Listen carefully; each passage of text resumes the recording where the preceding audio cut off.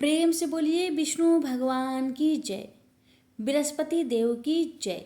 प्यारे भक्तों, आज गुरुवार के दिन रसपान करेंगे। गुरुवार व्रत कथा। एक बार भगवान विष्णु गरुड़ जी पर सवार होकर कैलाश पर्वत जा रहे थे। रास्ते में गरुड़ जी ने देखा कि एक ही दरवाजे पर दो बारातें ठहरी थी। मामला उनके समझ में नहीं आया। फिर क्या था, पूछ बैठे प्रभु को।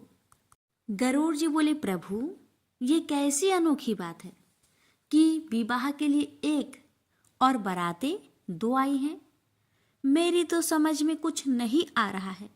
प्रभु बोले, हाँ, एक कन्या से विवाह के लिए दो अलग अलग जगह से बारातें आई हैं। एक बारात पिता द्वारा पसंद की गए हैं, लड़के की है, और दूसरी माता द्वारा पसंद की गए लड़के की है। यह सुनकर गरुड़ जी बोले, आखिर विवाह किसके साथ होगा? प्रभु बोले, जिसे माता ने पसंद किया और बुलाया है, उसी के साथ कन्या का विवाह होगा, क्योंकि कन्या का भाग्य किसी और के साथ जुड़ा हुआ है। भगवान की बातें सुनकर गरुड़ जी चुप हो गए और भगवान को बैकुंठ पर पहुंचाकर कौतूहल बस पुनः उसी जगह आ गए जहां दोनों बारातें ठहरी थी। गरुड़ जी ने मन में विचार किया कि यदि मैं माता के बुलाए गए वर को यहाँ से हटा दूं तो कैसे विवाह संभव होगा।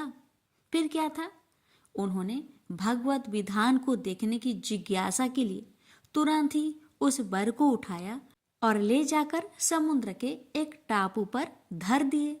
ऐसा कर गरुड़ जी थोड़ी देर के लिए ठहरे भी नहीं थे कि उनके मन में अचानक विचार दौड़ा कि मैं तो इस लड़के को यहाँ उठा लाया हूँ, पर यहाँ तो खाने पीने की कोई व्यवस्था नहीं है।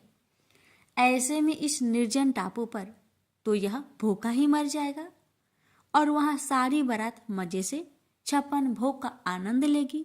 यह कतई उचित नहीं है। इसका पाप अवश्य ही मुझे लगेगा। मुझे इसके लिए भी खाने का कुछ इंतजाम तो करना ही चाहिए। यदि विधि का विधान देखना है तो थोड़ा परिश्रम तो मुझे करना ही पड़ेगा। और ऐसा विचार करके वे वापस उसी स्थान पर फिर से आ गए। इधर कन्या के घर पर स्थिति यह थी कि वर के लापता हो जाने से कन्या की माता को बड़ी निराशा हो रही थी, परंतु अब भी वह अपने हठ पर अडिग थी। अतः कन्या को एक भारी टोकरी में बैठाकर ऊपर से फल फूल मेवा मिष्ठान आदि से सजाकर रख दिया, जिसमें कि भोजन सामग्री ले जाने के निमित्त वर पक्ष से लोग आए थे। माता द्वारा उसी टोकरी में कन्या को छिपाकर भेजने के पीछे उसकी ये मनसा थी कि वर पक्ष के लोग कन्या को अपने घर ले जाकर वर को खोजकर उन दोनों का ब्याह करा देंगे। माता ने अपना यह भाव किसी तरह होने वाले समधि को सूचित भी कर दिया। अब संयोग की बात देखिए, आंगन में रखी उसी टोकरी को, जिसमें कन्या की माता ने विविध फल मेवा मिष्ठान से भरकर कन्या को छिपाया था, गरुड़ जी ने उसे भारा देकर उठाया और ले उड़े। उस टोकरी को ले जाकर गरुड़ जी ने उसी निर्जन टापू पर, जहां पहले से ही वर को उठा ले जाकर उन्होंने रखा था, वर के सामने रख दिया। इधर भूख के मारे व्याकुल हो रहे वर ने जैसे ही अपने सामने भोज्य सामग्रियों से भरी टोकरी को देखा तो उसने टोकरी से जैसे ही खाने के लिए फल आदि निकालना शुरू किया तो देखा कि उसमें 16 श्रृंगार की वह युवती बैठी है जिससे कि उनका विवाह होना था। गरुड़ जी यह सब देखकर तंग रह गए। उन्हें निश्चय हो गया कि हरि इच्छा बलवान है, राम किन्हे चाहे सोई होई, करे अन्यथा आस नाही कोई। फिर तो शुभ मुहूर्त विचार कर स्वयं गरुड़ जी ने ही पुरोहिताई का कर्तव्य निभाया। वेद मंत्रों से विधि पूर्वक विवाह कार्य संपन्न कराकर वर वधू को आशीर्वाद दिया और उन्हें पुनः उनके घर पहुंचाया। तत्पश्चात प्रभु के पास आकर सारा वृत्तांत निवेदन किए और प्रभु पर अधिकार समझ झुंझलाकर बोले, प्रभु, आपने अच्छी लीला की। सारे विवाह कार्य हमसे करवा दिए। भगवान गरुड़ जी की बातों को सुनकर मंद मंद मुस्कुरा रहे थे। प्रेम से बोलिए जय श्री हरि। मत्स्य अवतार भगवान विष्णु के प्रथम अवतार है। मछली के रूप में अवतार लेकर भगवान विष्णु ने एक ऋषि को सब प्रकार के जीव जंतु एकत्रित करने के लिए कहा और पृथ्वी जब जल में डूब रही थी तब मत्स्य अवतार में भगवान ने उस ऋषि की नाव की रक्षा की। इसके पश्चात ब्रह्मा ने पुनः जीवन का निर्माण किया। एक दूसरी मान्यता के अनुसार एक राक्षस ने जब वेदों को चुराकर सागर की अथाह गहराई में छुपा दिया तब भगवान विष्णु ने मत्स्य रूप धारण करके वेदों को प्राप्त किया और उन्हें पुनः स्थापित किया। एक बार ब्रह्मा जी की असावधानी के कारण एक बहुत बड़े दैत्य ने वेदों को चुरा लिया। उस दैत्य के नाम हायग्रीव था। वेदों को चुरा लिए जाने के कारण ज्ञान लुप्त हो गया। चारों ओर अज्ञानता का अंधकार फैल गया और पाप तथा अधर्म का बोलबाला हो गया। तब भगवान विष्णु ने धर्म की रक्षा के लिए मत्स्य रूप धारण करके हायग्रीव का वध किया और वेदों की रक्षा की। कल्पांत के पूर्व एक पुण्य आत्मा राजा तप कर रहा था। उसका नाम सत्यव्रत था। सत्यव्रत पुण्य आत्मा तो था ही, बड़े उदार हृदय का भी था। प्रभात का समय था, सूर्योदय हो चुका था। सत्यव्रत कृतमाला नदी में स्नान कर रहा था। उसने स्नान करने के पश्चात जब तर्पण के लिए अंजलि में जल लिया तो अंजलि में जल के साथ एक छोटी सी मछली भी आ गई। सत्यव्रत ने मछली को नदी के जल में छोड़ दिया। मछली बोली, राजन, जल के बड़े बड़े जीव छोटे छोटे जीवों को मारकर खा जाते हैं। अब से कोई बड़ा जीव मुझे भी मारकर खा जाएगा। कृपा करके मेरे प्राण की रक्षा कीजिए। सत्यव्रत के हृदय में दया उत्पन्न हो उठी। उसने मछली को जल से भरे हुए अपने कमंडलों में डाल लिया। तभी एक आश्चर्यजनक घटना घटी। एक रात में मछली का शरीर इतना बढ़ गया कि कमंडलू उसके रहने के लिए छोटा पड़ने लगा। दूसरे दिन मछली सत्यव्रत से बोली, राजन, मेरे रहने के लिए कोई दूसरा स्थान ढूंढिए, क्योंकि मेरा शरीर बढ़ गया है। मुझे घूमने फिरने में बड़ा कष्ट होता है। सत्यव्रत ने मछली को कमंडलू से निकालकर पानी से भरे हुए मटके में रख दिया। यहाँ भी मछली का शरीर रात भर में ही मटके में इतना बढ़ गया कि मटका भी उसके रहने के लिए छोटा पड़ गया। दूसरे दिन मछली पुनः सत्यव्रत से बोली, राजन, मेरे रहने के लिए कहीं और प्रबंध कीजिए, क्योंकि मटके भी मेरे रहने के लिए छोटा पड़ रहा है। तब सत्यव्रत ने मछली को निकालकर एक सरोवर में डाल दिया, किंतु सरोवर भी मछली के लिए छोटा पड़ गया। इसके बाद सत्यव्रत ने मछली को नदी और फिर उसके बाद समुद्र में डाल दिया। आश्चर्य! समुद्र में भी मछली का शरीर इतना अधिक बढ़ गया कि मछली के रहने के लिए वह छोटा पड़ गया। अतः मछली पुनः सत्यव्रत से बोली, राजन, यह समुद्र भी मेरे रहने के लिए उपयुक्त नहीं है। मेरे रहने की व्यवस्था कहीं और कीजिए। अब सत्यव्रत विस्मित हो उठा। उसने आज तक ऐसी मछली कभी नहीं देखी थी। वह विस्मय भरे स्वर में बोला, मेरी बुद्धि को विस्मय के सागर में डुबो देने वाले आप कौन हैं? मत्स्य रूपधारी श्री हरि ने उत्तर दिया, राजन, हायग्रीव नामक दैत्य ने वेदों को चुरा लिया है। जगत में चारों ओर अज्ञान और अधर्म का अंधकार फैला हुआ है। मैंने हायग्रीव को मारने के लिए ही मत्स्य का रूप धारण किया है। आज से 7वें दिन पृथ्वी प्रलय के चक्र में फिर जाएगी। समुद्र उमड़ उठेगा, भयानक वृष्टि होगी, सारी पृथ्वी पानी में डूब जाएगी। जल के अतिरिक्त कहीं कुछ भी दृष्टिगोचर नहीं होगा। आपके पास एक नाव पहुंचेगी।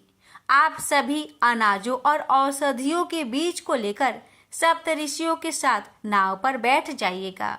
मैं उसी समय आपको पुनः दिखाई पड़ूंगा और आपको आत्म तत्व का ज्ञान प्रदान करूंगा। सत्यव्रत उसी दिन से श्री हरि का स्मरण करते हुए प्रलय की प्रतीक्षा करने लगे। 7वें दिन प्रलय का दृश्य उपस्थित हो उठा। समुद्र भी उमड़ कर अपनी सीमाओं से बाहर बहने लगा। भयानक वृष्टि होने लगी। थोड़ी ही देर में सारी पृथ्वी जल ही जल हो गया। संपूर्ण पृथ्वी जल में समा गई। तभी उसी समय एक नाव दिखाई पड़ी। सत्यव्रत सप्त ऋषियों के साथ उस नाव पर बैठ गए। उन्होंने नाव के ऊपर संपूर्ण अनाजों और औषधियों के बीज भी भर लिए। नाव प्रलय के सागर में तैरने लगी। प्रलय के उस सागर में उस नाव के अतिरिक्त कहीं भी कुछ भी नहीं दिखाई दे रहा था। सत्यव्रत का जीवन धन्य हो उठा। वे जीते जी ही जीवन मुक्त हो गए। प्रलय का प्रकोप शांत होने पर मत्स्य रूपी भगवान ने हयग्रीव को मारकर उससे वेद छीन लिए। भगवान ने ब्रह्मा जी को पुनः वेद दे दिए। इस प्रकार भगवान ने मत्स्य रूप धारण करके वेदों का उद्धार तो किया ही, साथ ही संसार के प्राणियों का भी अमिट कल्याण किया। प्रेम से बोलिए जय श्री हरि। प्राचीन काल की बात है। किसी राज्य में एक बड़ा प्रतापी और दानी राजा राज्य करता था। वह हर गुरुवार को व्रत रखकर दीन दुखियों की मदद करके पुण्य प्राप्त करता था। परंतु ये बात उसकी रानी को अच्छी नहीं लगती थी। वह न तो व्रत करती थी और न ही दान पुण्य में विश्वास रखती थी। इतना ही नहीं, वह राजा को भी ऐसा करने से मना करती थी। एक समय की बात है।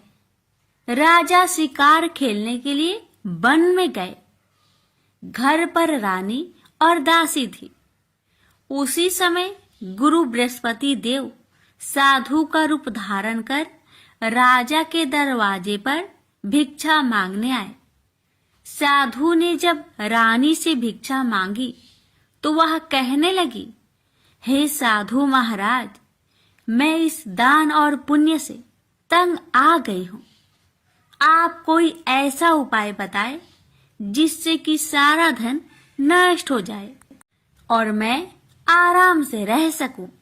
इतना सुनकर बृहस्पति देव ने कहा, हे देवी, तुम बड़ी विचित्र हो। संतान और धन से कोई दुखी होता है? अगर अधिक धन है तो उसे शुभ कार्यों में लगाओ। कुंवारी कन्याओं का विवाह कराओ। विद्यालय और बाग बगीचे का निर्माण कराओ, जिससे तुम्हारे दोनों लोग सुधरे। परंतु साधु की इन बातों से रानी को खुशी नहीं हुई। उसने कहा कि मुझे ऐसे धन की आवश्यकता नहीं है जिसे मैं दान दूं और जिसे संभालने में मेरा सारा समय नष्ट हो जाए। तब साधु ने कहा, अगर तुम्हारी ऐसी इच्छा है तो मैं जैसा तुम्हें बताता हूँ तुम वैसा ही करना। गुरुवार के दिन तुम घर को गोबर से लिपना, अपने बालों को पीली मिट्टी से धोना, राजा से हजामत बनाने को कहना, भोजन में मांस मदिरा का प्रयोग करना, कपड़े धोबी के यहाँ धुलने देना। इस प्रकार 7 बृहस्पतिवार करने से तुम्हारा समस्त धन नष्ट हो जाएगा। इतना कहकर साधु के रूप में बृहस्पति देव अंतर्ध्यान हो गए। साधु के अनुसार कई बातों को पूरा करते हुए रानी को केवल 3 बृहस्पतिवार ही बीते थे कि उसकी समस्त धन संपत्ति नष्ट हो गई। भोजन के लिए राजा का परिवार तरसने लगा। तब एक दिन राजा ने रानी से बोला कि हे रानी, तुम यहीं रहो, मैं दूसरे देश को जाता हूँ, क्योंकि यहाँ पर सभी लोग मुझे जानते हैं, इसलिए मैं कोई छोटा कार्य नहीं कर सकता। ऐसा कहकर राजा दूसरे देश चला गया। वहां वह जंगल से लकड़ी काट कर लाता और शहर में बेचता। इस तरह वह अपना जीवन व्यतीत करने लगा। इधर राजा के परदेश जाते ही रानी और दासी दुखी रहने लगी। एक बार जब रानी और दासी को 7 दिन तक बिना भोजन के रहना पड़ा, तो रानी ने अपनी दासी से कहा, हे दासी, पासी के नगर में मेरी बहन रहती है। वह बड़ी धनवान है, तो उसके पास जा और कुछ ले आ, ताकि थोड़ी बहुत गुजर बसर हो जाए। दासी रानी की बहन के पास गई। उस दिन गुरुवार था और रानी की बहन उस समय बृहस्पतिवार व्रत की कथा सुन रही थी। दासी ने रानी की बहन को अपनी रानी का संदेश दिया, लेकिन रानी की बड़ी बहन ने कोई उत्तर नहीं दिया। जब दासी को रानी की बहन से कोई उत्तर नहीं मिला, तो वह बहुत दुखी हुई और उसे क्रोध भी आया। दासी ने वापस आकर रानी को सारी बात बता दी। ये सुनकर रानी ने अपने भाग्य को कोसा। उधर रानी की बहन ने सोचा कि मेरी बहन की दासी आई थी, परंतु मैं उससे नहीं बोली, इससे वह बहुत दुखी हुई होगी। कथा सुनकर और पूजा समाप्त करके वह अपनी बहन के घर आई और कहने लगी, हे बहन, मैं बृहस्पतिवार का व्रत कर रही थी। तुम्हारी दासी मेरे घर आई थी, परंतु जब तक कथा होती है तब तक ना तो उठते हैं और ना ही बोलते हैं, इसलिए मैं नहीं बोली। बताओ दासी, क्यों आई थी? रानी बोली, बहन, तुमसे क्या छिपाऊं? हमारे घर में खाने तक को अनाज नहीं था। ऐसा कहते कहते रानी की आंखें भर आई। उसने दासी समेत पिछले 7 दिनों से भूखे रहने तक की बात अपनी बहन को विस्तार पूर्वक सुना दी। रानी की बहन बोली, देखो बहन, भगवान बृहस्पति देव सबकी मनोकामना को पूर्ण करते हैं। देखो, शायद तुम्हारे घर में अनाज रखा हो। पहले तो रानी को विश्वास नहीं हुआ, पर बहन के आग्रह करने पर उसने अपनी दासी को अंदर भेजा, तो उसे सचमुच अनाज से भरा एक घड़ा मिल गया। यह देखकर दासी को बड़ी हैरानी हुई। दासी रानी से कहने लगी, हे रानी, जब हमको भोजन नहीं मिलता तो हम व्रत ही तो करते हैं, इसलिए क्यों न इनसे व्रत और कथा की विधि पूछ ली जाए, ताकि हम भी व्रत कर सके। तब रानी ने अपनी बहन से बृहस्पतिवार व्रत के बारे में पूछा। उसकी बहन ने बताया, बृहस्पतिवार के व्रत में चने की दाल और मुनक्का से विष्णु भगवान का केले के जड़ में पूजन करे तथा दीपक जलाए, व्रत कथा सुने और पीला भोजन ही करे। इससे बृहस्पति देव प्रसन्न होते हैं। व्रत और पूजन विधि बताकर रानी की बहन अपने घर लौट आई। 7 दिन के बाद जब गुरुवार आया तो रानी और दासी ने व्रत रखा। घुड़सार में जाकर चना और गुड़ लेकर आई। फिर उससे केले की जड़ तथा विष्णु भगवान का पूजन किया। अब पीला भोजन कहाँ से आए? इस बात को लेकर दोनों बहुत दुखी थे। चूंकि उन्होंने व्रत रखा था, इसलिए बृहस्पति देव उनसे प्रसन्न थे। इसलिए वे एक साधारण व्यक्ति का रूप धारण कर 2 थालों में सुंदर पीला भोजन दासी को दे गए। भोजन पाकर दासी प्रसन्न हुई और फिर रानी के साथ मिलकर भोजन ग्रहण किया। उसके बाद वे सभी गुरुवार को व्रत और पूजन करने लगी। बृहस्पति भगवान की कृपा से उनके पास फिर से धन संपत्ति आ गई, परंतु रानी फिर से पहले की तरह आलस्य करने लगी।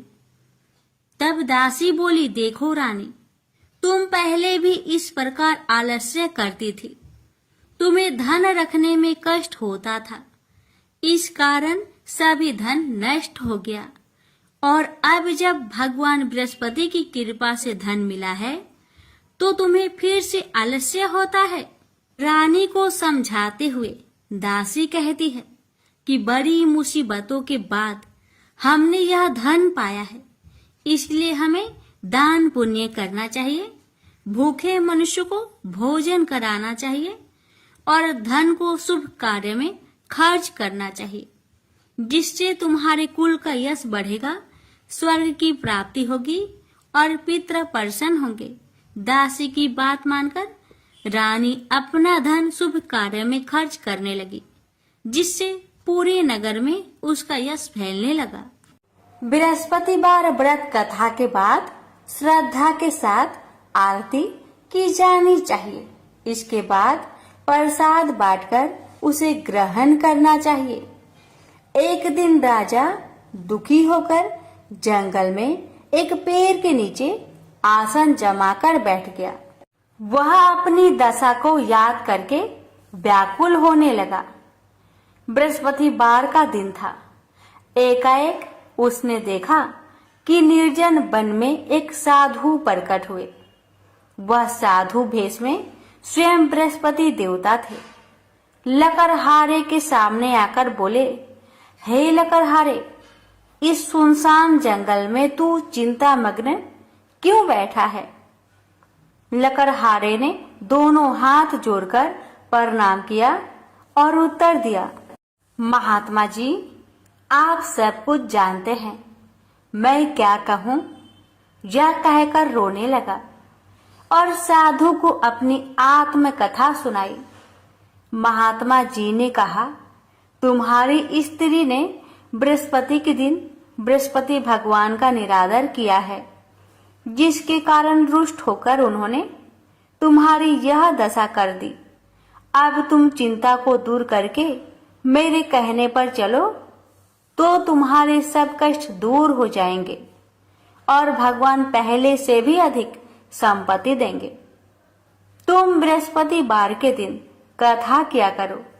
2 पैसे के चने मुनक्का लाकर उसका प्रसाद बनाओ और शुद्ध जल से लोटे में शक्कर मिलाकर अमृत तैयार करो। कथा के पश्चात अपने सारे परिवार और सुनने वाले प्रेमियों में अमृत व प्रसाद बांटकर आप भी ग्रहण करो। ऐसा करने से भगवान तुम्हारी सब मनोकामनाएं पूरी करेंगे। साधु के ऐसे वचन सुनकर लकड़हारा बोला, हे प्रभु, मुझे लकड़ी बेचकर इतना पैसा नहीं मिलता जिससे भोजन के उपरांत कुछ बचा सकूं। मैंने रात्रि में अपने स्त्री को व्याकुल देखा है और मेरे पास कुछ भी नहीं जिससे मैं उसकी खबर मंगा सकूं। साधु ने कहा, हे लकड़हारे, तुम किसी बात की चिंता मत करो। बृहस्पति के दिन तुम रोजाना की तरह लकड़ियां लेकर शहर को जाओ। तुम्हारे रोज से दुगुना धन प्राप्त होगा, जिससे तुम भली भांति भोजन कर लोगे तथा बृहस्पति देव की पूजा का सामान भी आ जाएगा। इतना कहकर साधु अंतर्ध्यान हो गए।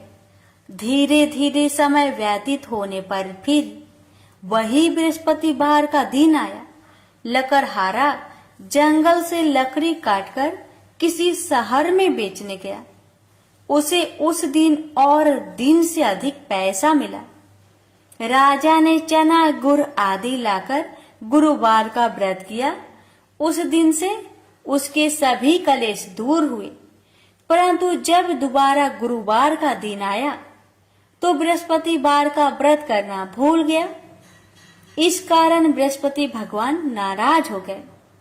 उस दिन उस नगर के राजा ने विशाल यज्ञ का आयोजन किया तथा शहर में यह घोषणा करा दी कि कोई भी मनुष्य अपने घर में भोजन न बनावे, न आग जलावे। समस्त जनता मेरे यहाँ भोजन करने आवे। इस आज्ञा को जो न मानेगा उसे फांसी की सजा दी जाएगी। इस तरह की घोषणा संपूर्ण नगर में करवा दी गई। राजा की आज्ञा अनुसार शहर के सभी लोग भोजन करने गए, लेकिन लकड़हारा कुछ देर से पहुंचा, इसलिए राजा उसको अपने साथ घर लिवा ले गए और ले जाकर भोजन करा रहे थे। तो रानी की दृष्टि उस खूंटी पर पड़ी जिस पर उसका हार लटका हुआ था। वह वहां पर दिखाई नहीं दिया। रानी ने निश्चय किया कि मेरा हार इस मनुष्य ने चुरा लिया है। उसी समय सिपाहियों को बुलवाकर उसको कारागार में डलवा दिया। जब लकड़हारा कारागार में पड़ गया और बहुत दुखी होकर विचार करने लगा कि ना जाने कौन से पूर्व जन्म के कर्म से मुझे यह दुख प्राप्त हुआ है, और उसी साधु को याद करने लगा जो कि जंगल में मिला था।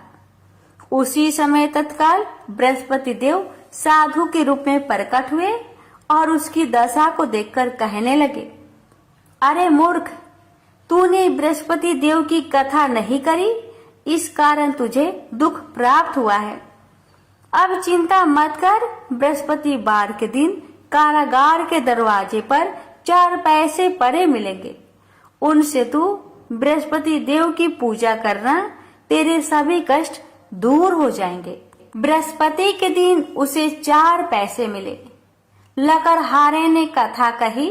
उसे रात्रि को बृहस्पति देव ने उस नगर के राजा को सपने में कहा, हे राजा, तुमने जिस आदमी को कारागार में बंद किया है वह निर्दोष है, वह राजा है, उसे छोड़ देना।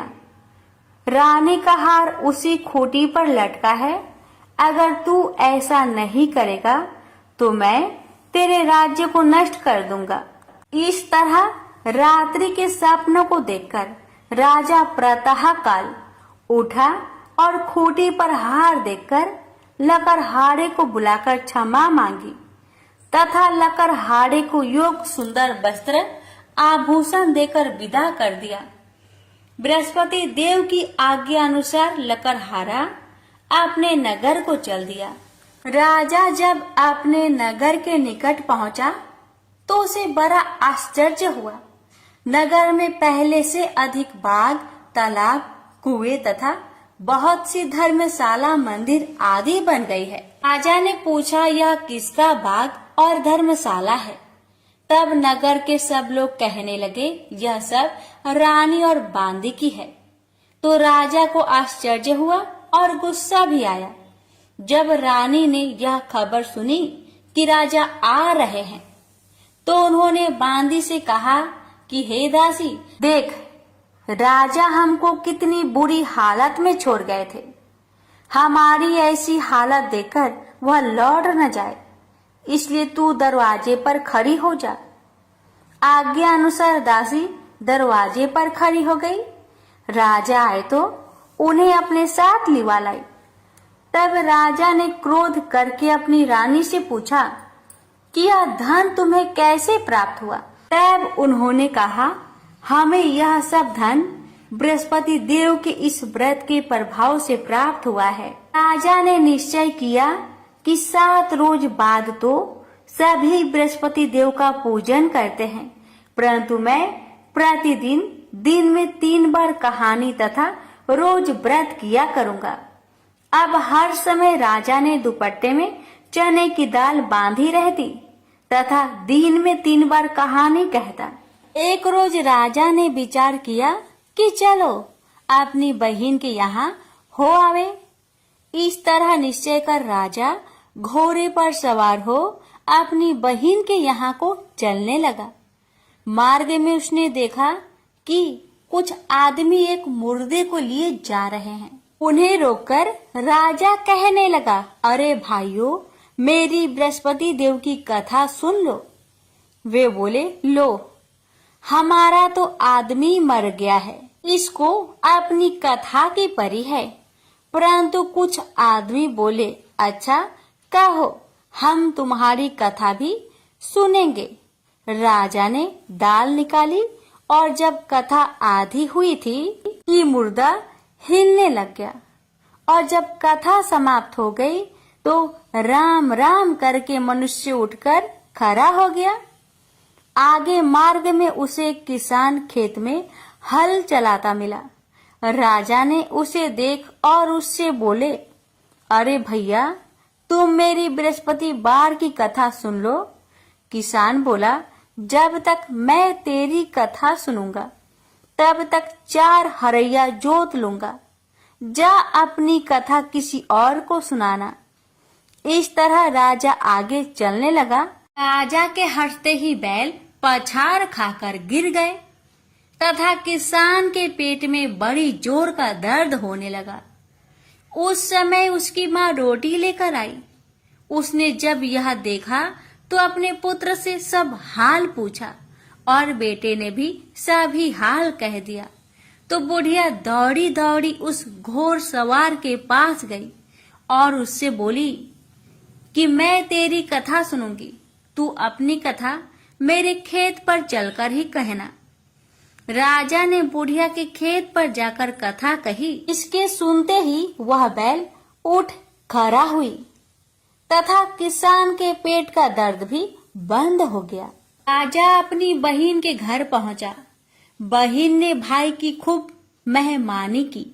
दूसरे रोज प्रातः काल राजा जागा तो वह देखने लगा कि सब लोग भोजन कर रहे हैं। राजा ने अपनी बहिन से कहा, ऐसा कोई मनुष्य है जिसने भोजन नहीं किया हो? मेरी बृहस्पतिवार की कथा सुन ले।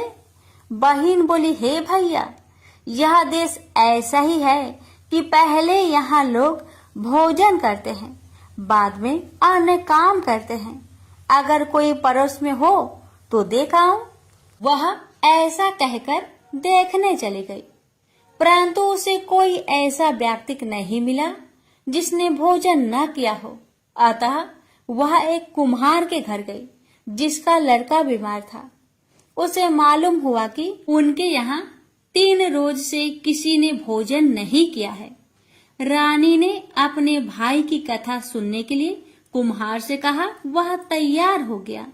राजा ने जाकर बृहस्पतिवार की कथा कही, जिसको सुनकर उसका लड़का ठीक हो गया। अब तो राजा की प्रशंसा होने लगी। एक रोज राजा ने अपनी बहन से कहा कि हे बहन, हम अपने घर को जाएंगे, तुम भी तैयार हो जाओ। राजा की बहन ने अपनी सास से कहा। सास ने कहा, हाँ चली जा, परंतु अपने लड़कों को मत ले जाना, क्योंकि तेरे भाई के कोई औलाद नहीं है। बहन ने अपने भैया से कहा, हे भैया, मैं तो चलूंगी पर कोई बालक नहीं जाएगा। राजा बोला, जब कोई बालक नहीं चलेगा तब तुम ही क्या करोगी? बड़े दुखी मन से राजा अपने नगर को लौट आया। राजा ने अपनी रानी से कहा, हम निरवंशी है, हमारा मुंह देखने का धर्म नहीं है और कुछ भोजन आदि नहीं किया। रानी बोली, हे प्रभु, बृहस्पति देव ने हमें सब कुछ दिया है, वह हमें औलाद अवश्य देंगे। उसी रात को बृहस्पति देव ने राजा से सपने में कहा, हे राजा, उठ, सभी सोच त्याग दे, तेरी रानी गर्भ से है। राजा को यह बात सुनकर बड़ी खुशी हुई। 9वें महीने में उसके गर्भ से एक सुंदर पुत्र पैदा हुआ। तब राजा बोला, हे रानी, स्त्री बिना भोजन के रह सकती है, पर बिना कहे नहीं रह सकती। जब मेरी बहन आवे तुम उससे कुछ मत कहना। रानी ने सुनकर हाँ कर दिया। जब राजा की बहन ने यह शुभ समाचार सुना तो वह बहुत खुश हुई तथा बधाई लेकर अपने भाई के यहाँ आई। तभी रानी ने कहा, घोड़ा चढ़कर तो नहीं आई, गधा चढ़ी आई। राजा की बहन बोली, भाभी, मैं इस प्रकार न कहती तो तुम्हें औलाद कैसे मिलती? बृहस्पति देव ऐसे ही हैं, ऐसी जिसके मन में कामनाएं हैं सभी को पूर्ण करते हैं, जो सदा भावना पूर्वक बृहस्पतिवार का व्रत करता है एवं कथा पढ़ता अथवा सुनता है, दूसरों को सुनाता है, बृहस्पति देव उसकी सभी मनोकामना पूर्ण करते हैं। तो प्रेम से बोलिए बृहस्पति भगवान की जय हो। सुनिए समस्त मनोकामना को पूर्ण करने वाली विष्णु सहस्त्र नाम पाठ। विष्णु सहस्त्र नाम स्रोत का उल्लेख महाभारत के अनुशासन पर्व में मिलता है। जब भीष्म पितामह मृत्यु शैया पर लेटे होते हैं, तब श्री कृष्ण की आज्ञा पर युधिष्ठिर उनसे उपदेश प्राप्त करते हैं। तो पितामह भगवान विष्णु के दिव्य 1000 नामों से युक्त इस कल्याणकारी स्रोत का उपदेश करते हैं। विष्णु सहस्त्र नाम का पाठ पढ़ने अथवा सुनने से समस्त मनोकामना पूर्ण हो जाती है। घर में धन्य धान्य सुख संपदा बनी रहती है। यदि आप विष्णु सहस्त्र नाम स्रोत यानी श्री हरि के 1000 नामों और उनकी महिमा को पढ़ने में असमर्थ है, तो मात्र एक श्लोक से ही इस पाठ का पुण्य प्राप्त किया जा सकता है। वो श्लोक इस प्रकार है। श्री राम रामेति रामेति रमे रामे मनोरमे सहस्त्र नाम तन्तुल्यम राम नाम बरानने। शिव जी माता पार्वती से कहते हैं कि श्री राम नाम के मुख में विराजमान होने से राम राम इसी 12 अक्षर नाम का जप करो। हे पार्वती, मैं भी इन्हीं मनोरम राम में रमता हूँ। यह राम नाम विष्णु जी के सहस्त्र नाम के तुल्य है।